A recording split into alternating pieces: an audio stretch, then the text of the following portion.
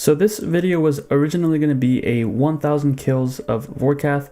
I know I've done this before in the past, but the last time I did it, it was with the Dragon Hunter crossbow. This time I was going to try out the Dragon Hunter lance and compare the two methods.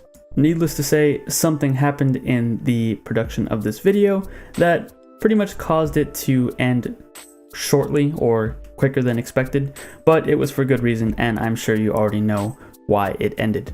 Still, I thought it'd be a good idea to make a video over this because I still managed to get a good amount of kills that took around 10 hours, which is the amount of time I want to invest in some of these bigger OSRS Wiki videos where I am killing certain bosses for their certain drops. So as you can see here, we are starting off with 7214 KC on the Vorkath grind, and I have gotten a couple kills before collection log was even a thing, so some of the items that are missing here is an extra jar of decay and 2 more dragon bone necklaces.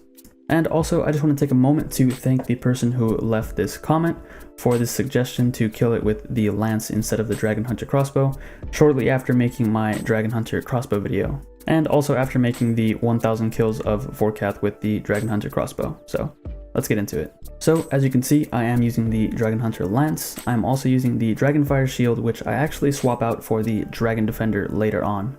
Now the reason for this was because whenever I was doing some of the calculations on how much damage I take from Dragonfire, I thought that I actually was completely immune with the extended super anti-fire and the protect from mage prayer up at the same time. Now, I was wrong because you actually do take a small amount of damage with these two things combined, but I figured that the extra DPS from the Dragon Defender outweighed the small amount of damage that I was taking from the Dragonfire. Another reason why I stuck with the Dragon Defender later on was because in this tank gear, since you are praying from mage, you hardly ever take any damage from Vorkath, at least compared to the Dragon Hunter crossbow method where I am just wearing full void. Now obviously taking the Avernic Defender would have been a much better choice than the Dragon Defender, but currently I don't have one, and at the time of making this video the Avernic Defender was sitting close to around 90 million, so I didn't feel like buying it just for this video, but maybe some other time.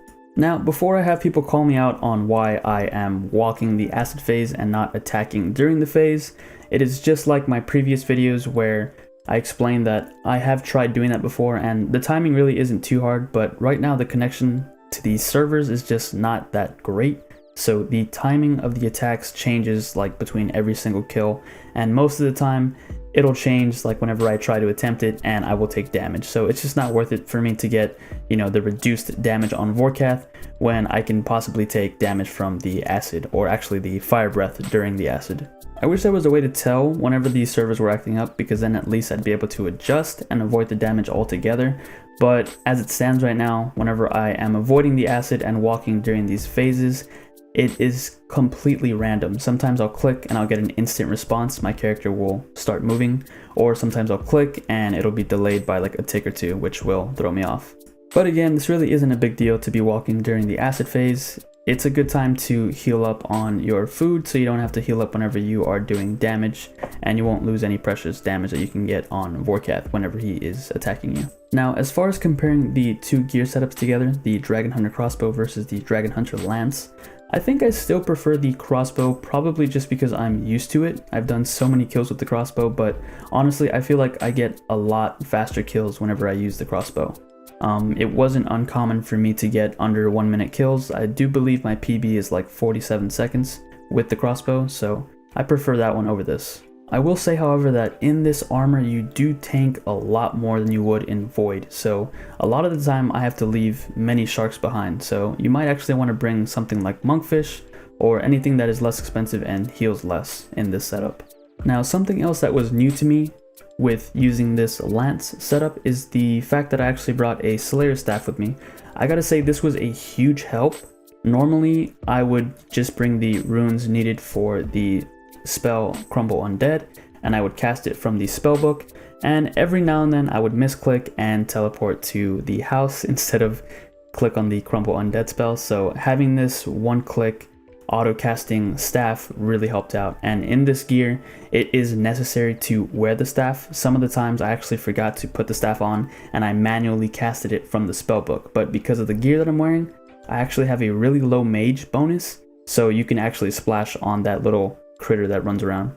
So it did take a while to get used to the fact that I have to use the staff, but once I did, it was pretty nice. And as for the spec weapon, I believe when I first started the Vorkath grind, the first 1,000 kills I did was with melee, and I used the Zamorak and Hasta, I believe.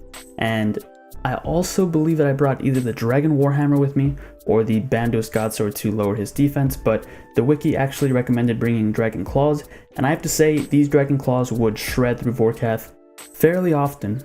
It was not uncommon for me to hit above an 80 spec with these Dragon Claws, so I do recommend bringing them if you have them. I was also bringing the Fremnik Boots 4 to actually teleport to the Vorkath area. They are eventually going to give the ability to people who have already completed the Elite Diary to get kicked off of Lunar Isle once again, so when that happens, I'll probably be doing that instead. But for the moment that I have been waiting so long for, I have finally gotten the Vorkath pet at 7,449 KC. I definitely was not expecting to see this little guy, but when I saw it, I was in disbelief. I was very excited, and I couldn't believe it. The grind is finally over for this pet. I've wanted him for so long, and for so long I've had to see people on Reddit and just around the game showing off their pets at like below 50 KC. So to finally have this little guy was a pretty big deal. And that is why you see me running around the area like a fool. But I was excited, so yeah.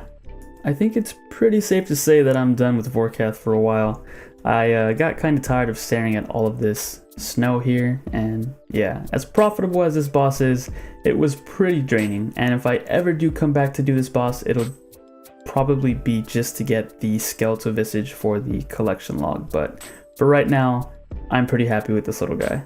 As for what's next, now that I have this pet, I was thinking of going for maybe Zulrah.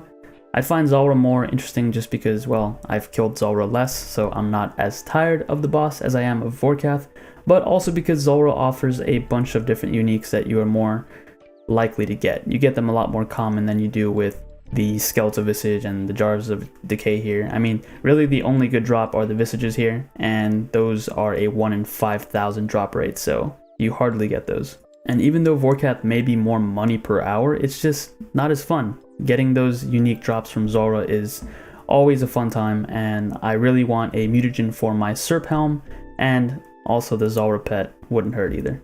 As far as mutagens go, honestly I'd be happy with either one. The Magma and Tanzanite both look really cool, but if I had to pick one, I'm probably leaning towards the Tanzanite Fang. I think that one looks cooler. And as you can see here, I went to Ardoin to quickly ensure my pet, because after that long grind, I would hate to lose this guy to a silly death. And here you can see all of my other pets. Honestly, I think my favorite looking pet that I have currently is the Hydra, but for now, Vorki is my all-time favorite just because of the long grind that it took to get him. And I've just wanted him for so long, ever since this boss came out like 2 years ago. Recently, I actually brought all of my pets to my POH so that they can roam freely. Before I had them in the bank and they were just standing there doing nothing, so I think they're a lot more happier here. And as you can see, I do have the pet rock standing behind me currently, and I'm just going through some of the dialogue that Vorki has, which is pretty cool. He seems to be a pretty intelligent dragon.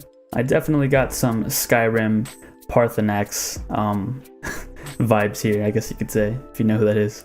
I suppose now we can go ahead and see how much money I made from this small little grind that was initially going to be another 1,000 kills. I do believe we finished off at 235 kills, and this was close to around, I'd say it's between 9 and 10 hours. I did get, I think, 2 or 3 elite clues that took up some time in between there, but for the most part, I'd say it was about 9 to 10 hours. And again, I do plan on doing some more of these bossing videos, and they're more than likely going to be at least 10 hours just so that we can give them a fair chance to receive that one item that basically makes the GP per hour number. So as you can see here, the first price check totals to around 31.5 mil in items. I did try to get most of the items that were in the tab. It's kind of a mess in there, but I do believe I got the great majority of items that I got during this grind. And as for the second price check, you can see that we got around 700k along with some Vorkath heads, 3 elite caskets, and the total amount for this video is around 32.2 mil, so not bad at all. As for the supplies used for this video, I've currently been using a plugin in RuneLite that keeps track of the supplies used, and the cost was around 3.9 mil, so we can go ahead and subtract that from the amount we made to get a grand total of around 28,337,606 GP. We can also look at the collection log. We finished at 7,449 and we now have the pet in there.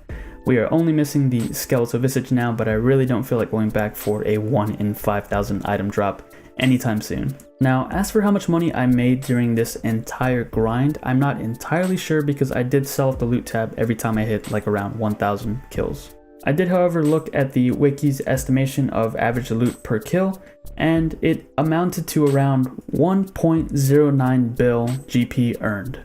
I also used the wiki to estimate how much money I probably spent on supplies, which was around 186 million, which would put us at a grand total of around 904 million GP made through this pet grind. But of course, these aren't exact numbers, just merely estimations, so take them with a grain of salt. I just want to say thanks for checking out the video, and I really hoped you enjoyed it as much as I enjoyed receiving the pet finally. Also, if you have any suggestions for any other pet hunts you want to see me go on, leave them down in the comments below and I will read through them.